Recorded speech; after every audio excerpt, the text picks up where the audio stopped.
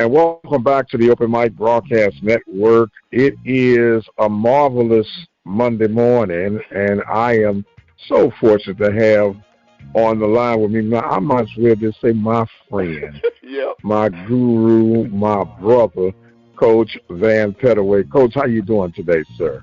I am highly favored, and I'm blessed.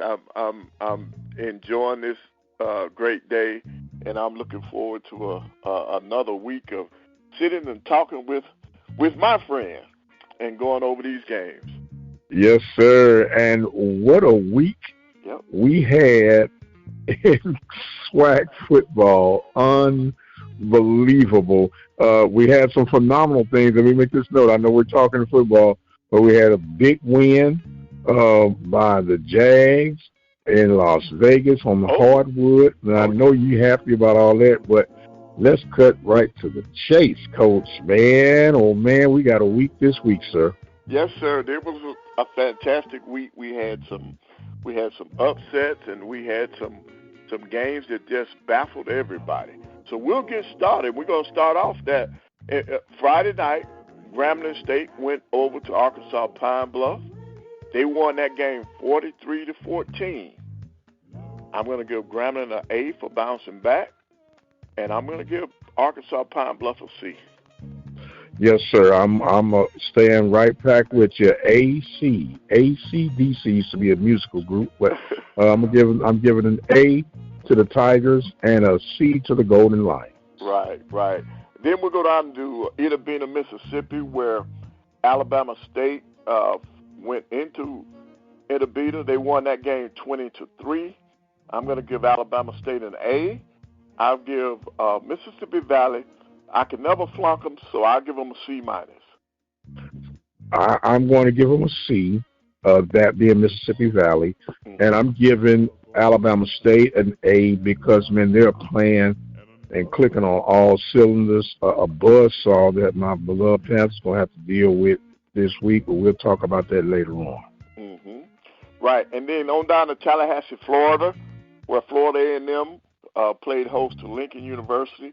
Florida A&M won that game 28-0. I'm going to give the Rattlers an A in this game, and the reason why I'm giving them an A because he rested a lot of his people. Yes, indeed. Right. So he played it smart. So he gets an A. Right. I was definitely thinking the same thing. On cruise control, he knew what he had. He's got everything secured. And I think it was a pretty clever move. Not a clever move, but let's say an honorable move on how he handled the teams. Correct.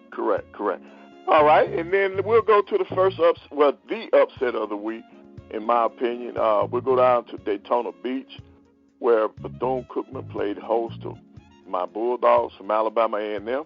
Bethune-Cookman won that game 31-14. No one expected that. I certainly did not. Bethune-Cookman will get an A, and I'm going to have to give my poor Bulldogs a C-.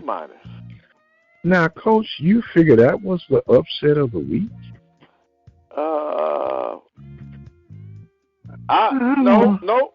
Yes, I do, because some people, I don't think anybody picked Bethune-Cookman to win that game. Okay. I don't think anybody picked Bethune-Cookman, and the next game that we're going to talk about, you have plenty of people that picked that game right. Okay. Well, I will give Bethune-Cookman a B+, and I'm giving you guys a C-. Correct. It was a good win. Bethune-Cookman did their thing, did what they had to do. But I was surprised you picked that one as that upset of the week. I got one, well, maybe because it's affecting my beloved Panthers, why I'm picking it as the game. Right. Yeah, okay. I think with your Panthers, a lot of people picked the Panthers to win that game. So, but I'm not even talking about that game, Coach. I'm not talking about that game. Oh, okay. I'm talking about the Sunday game. I know the Sunday game. Yes. Yeah, man. Yep, not only did they win, but they won convincingly. Convincingly. Like, how dare you come into my home on a Sunday Right. And I was telling someone, well, maybe Texas Southern need to play all their games on Sunday. I promise you. And speaking of Texas Southern, they hosted Alcorn, and you're right. That was the upset of might be the upset of the year. Yes, sir. Because of what's at stake. Texas Southern won that game 44-10. I'm giving Texas Southern an A in that game, and then Alcorn State will get a D because of what was at stake. They have to get a D. And I'm going to give my kissing cousins an A+. and I'm going to give Alcorn a thank you note along with a D. Yep. But ironically enough, what we'll talk about after we get to these clear the room, because here comes the clear the room, Coach. Okay, you got one more turn down. We got one more. Yes, sir. So down at Baton Rouge, your Prairie View Panthers went into Baton Rouge and came out on top 27-21. Your Panthers get an A+. Yes, sir. And Southern Jags, I'm sorry, Coach Dooley, you all get a D. Yes, sir. Well, I'm giving A++ if I could, because of how they handle and the team in which they handled it with. Right. There had been a psychological challenge dealing with the Southerns and the Alcorns, and the Panthers rose to the occasion. Unfortunately, Coach Dooley and the Jags are struggling. They have not beat a team with a winning record this season, and they're fighting for their lives for the Bayou Classic to come out with a winning season. And with that, I'm going to have to give them a D as well, Coach. Up and down yo-yo play with the quarterback situation, pointing fingers on the sideline, and I heard one of the funniest comments that was reported to me from a fan that was at not this past game but the week prior, and they said they want to change the name of the Jaguars to the Possums because on the road they get killed. And on the road they get killed, and at home they play dead. So they're gonna call them the Possums, and so I thought that was rather clever. And now even some of the local newspapers are talking about that Coach Dooley could be playing for his career next season, because it'll be year 3 or 4 if they don't kind of do some changing around. So that means he's gonna have to rotate some coaching in this off season. So it's a tough situation, but it is what it is in this business. Right, and that puts your Panthers. That gives them a breath of fresh air. That puts them back in the contention. So, what is it going to take for the Panthers to pull this off? All they need to do is win, and I know that's easier said than done with the foe that they have in that of Alabama State. The fact that it's at home, all they do is win. They don't have to worry about anyone else. Right. Just win. And the ironic piece about this, there's still a slither of hope for Grambling in all of this, Coach. What? Because hypothetically speaking, if but if Alcorn loses to Jackson, and for whatever unforeseen reason that the Panthers lose to the Alabama State Hornets, then the Bayou Classic would be ever so prevalent for Grambling to win, because it would create a logjam of a 3-way tie that if they were to go head-to-head with Prairie View, they would win because of the conference record in the head-to-head competition. So it's a slither of a hope. It's not great, but it's really all boiled down to Prairie View win, nothing else matters. Right. Nothing else matters. And I guess the two loneliest places in the SWAC right now is Baton Rouge and the reservation. Yes, sir. I think the fans and the coaching staff, I think they're on a downer. And that's going to lead us into this weekend. All righty. We're going to start this weekend out, and we might as well just say this is going to be championship weekend. No doubt. Championship weekend. All right. Which happens to start on Thursday. Right. It starts on Thursday. My Bulldogs are going to play host to Mississippi Valley, and my heart is going to stay with my Bulldogs because they're at home. I do have some concerns, though. I'm going to just say this. I'm not going to make excuses for the Bulldogs, but they left campus around 11 a.m. on Friday to take a charter flight to Daytona. Okay. Because of mechanical issues and everything else, they didn't get to Daytona until 11:30 p.m. Friday night. Wow. For an 11 o'clock football game. And on that flight, we had our president, our athletic director, part of our cabinet. So they got a chance to see firsthand what the athletes have to go through and still try to come out and perform. So that's my little take on that. So we got A&M and Mississippi Valley on Thursday. Who do you have? Coach, if the Bulldogs don't finish this one, there's going to be some furniture moving. Oh, yeah, I honestly believe that. Mm-hmm. I honestly believe that. So I'm picking the Bulldogs. Okay, all right. All right, sir. So next up, we're going to have Alcorn State at Jackson State. This is a doozy here. This is a doozy. Yes, indeed. But I'm going to go with the home team. I'm going to go with Jackson State. I think Alcorn is going to have that hangover effect from losing that game. And I'm going to go with Jackson State. I'm with you on that. I think that Jackson will still have something to play for as far as pride.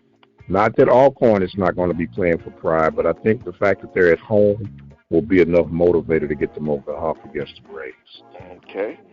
All right. And then we're going to go up to or out to Texas, where Texas Southern is going to play host to Arkansas Pine Bluff. I'm going with Texas Southern. They showed me something against Alcorn. I'm going to put my lot with Texas Southern.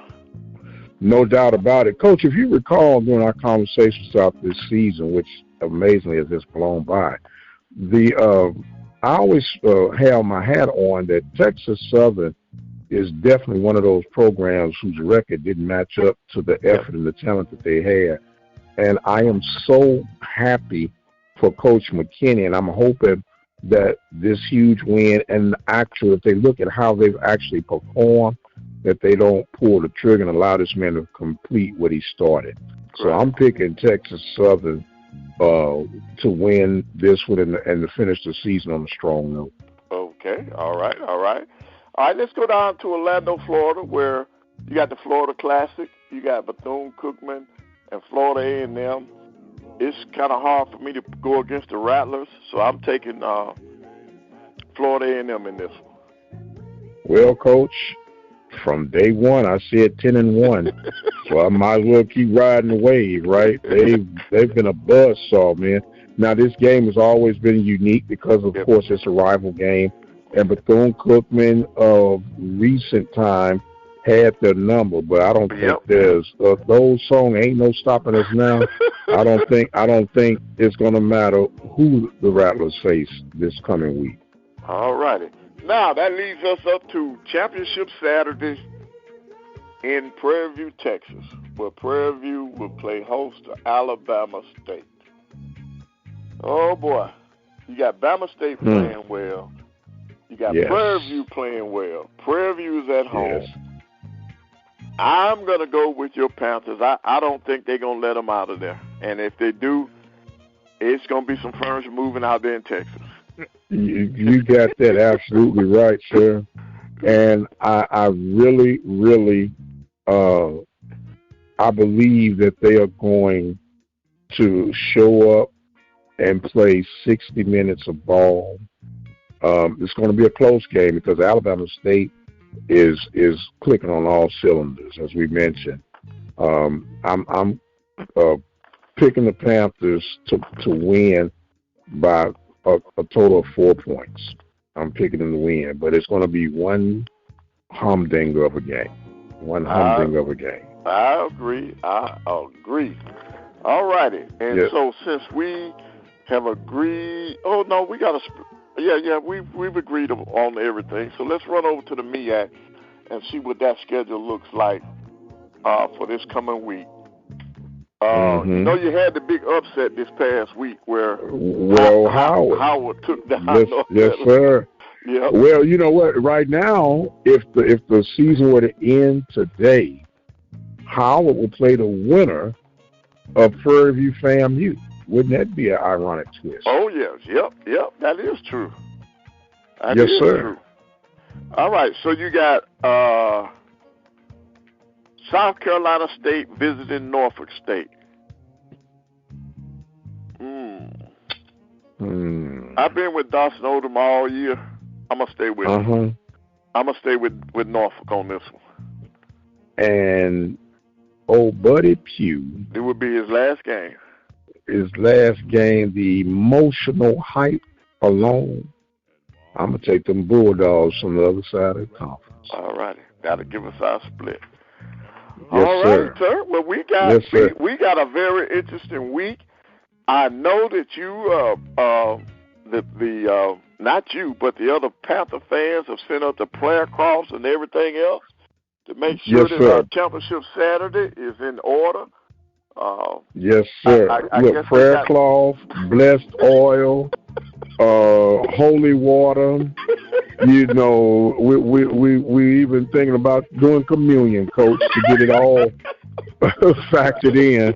You know, so now this is huge, and my hope and prayer is that PV Nation can treat this thing like homecoming 2.0. And let's just have one massive blowout, man, for the last time, because there's a lot on the line. Not only is the championship for the Western Division on the line, but also it will be a consecutive winning season for second-year coach Bubba McDowell. They're 5-5 overall. More importantly, 5-2 in conference play. Be awesome to go 6-2 and to be able to go 6-5 overall. But so much, you know, and that's why we play the game. Fans, of course, are fickle. It's amazing how they were calling for the heads of the coaching staff. Now everybody say, I knew you could do it all alone.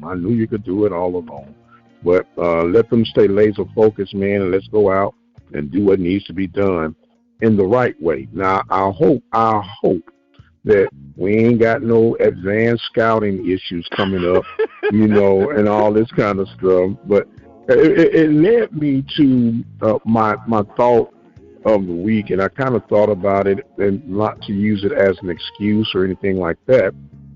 But we know the winner of this game will go to advance to play FAMU at Bragg Stadium on December the 2nd or 3rd. The date, excuse me. But the winner of that game would then take care or host, or not to host, but will face the MEAC champion. And as we stand today, that will be the Howard Bison. With the Bison or the MEAC champion having their final game this weekend, they would have a full month to prepare for that championship game. Now, a lot of people say, well, you know, what's the big deal? Well, there's a lot of big deals when you look at it. Well, number one is the injuries. They can heal up any nagging injuries. Yep. Number two, for that first 2 weeks, Coach, they can actually incorporate a couple of new wrinkles on the offensive side of things and spend the next 2 weeks preparing for the defensive side on what they've seen with all this ball that they've seen with the last week of the season, the championship game. Do you feel that's a slight advantage for the MEAC? I do. I think it's a slight advantage now. The other thing that coaches will look at, some coaches will say that's a long time off and they can lose their rhythm. Whereas the SWAC teams would not have that long layoff and they conceivably could have their rhythm still there. Now, the injury portion is the only thing, to me, that's the biggest advantage. You got more time to heal the little nagging injuries. But if our representative is Florida A&M, I like our chances. Because, number one, Coach Simmons has been in the MEAC. He knows the formula to beat MEAC schools. That's what I'm looking at. If Florida A&M is our representative. Right. Well, it seems like your puppy agreeing with you, and I guess that's good. I guess all dogs stick together, right? I'm sorry about that. Yes. Oh no, hey Coach, there's no need to apologize about that. As they say, we keeps it real around here, right? Yeah, and ain't no problem with that, because I got one too that'll howl every now and then if she think it's necessary. So don't pay that no mind at all, But I think it's more read into it, and people look for stories and side stories to do it. My thing is, if your team can play, let's strap it up and let's go. I didn't put too much into that advanced scouting stuff because, if the truth be told, if you worth your weight, you are doing some form of advanced scouting. So I don't care about all that technical stuff. Well, they did this and they did that. People have been trying to find a way to get an edge since competition was invented. So I'm not going to put too much weight on that. And with that being said, Coach, I want to give you some closing thoughts. Man, I cannot believe we're in the final week of the regular season. Right. This has been a very entertaining season. It's gone by real fast. And I guess it goes back to when you're having fun, it makes things go faster. So I've enjoyed this competition all year.